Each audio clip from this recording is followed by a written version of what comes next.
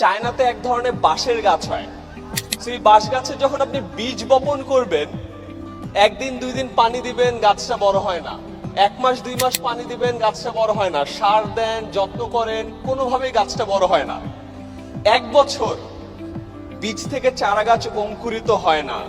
2 বছর, 3 বছর, 4 বছর পর ফাইনালি ওই বীজ থেকে অঙ্কুরিত হয়ে চারা গাছটা মাটির উপরে ওঠে এবং এরপরে মাত্র 4 সপ্তাহে চারা গাছটা 90 ফুট লম্বা বাঁশের গাছ হয়।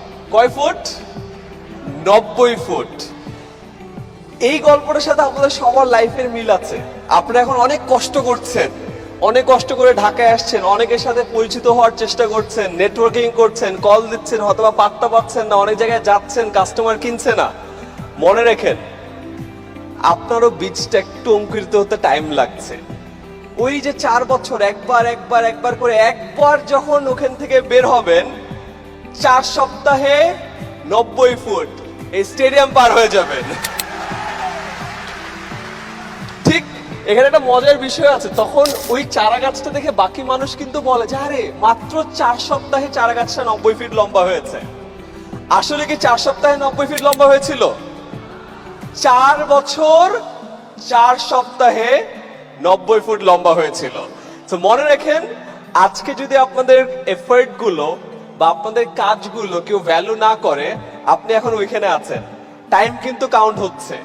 যখন একবারে ওখানে একদম ওই ছাদ ফেরে যখন বের হয়ে যাবেন, তখন মানুষ আপনাকে বলবে যে আরে আঙ্গুল ফুলে কলা গাছ না, হঠাৎ করে বড়লোক হয়েছে। তখন তাদেরকে মনে করায় দেন যে না ভাই, 4 বছর আগে ইকবাল বাহার ভাইয়ের এই মহাসমারোহে ছিলাম, অনেকজনের সাথে কথা বলেছি, ফোন নাম্বার নিয়েছি, কল করেছি, তারপরে আরো 4 বছর পরে এই জায়গায় এসেছি।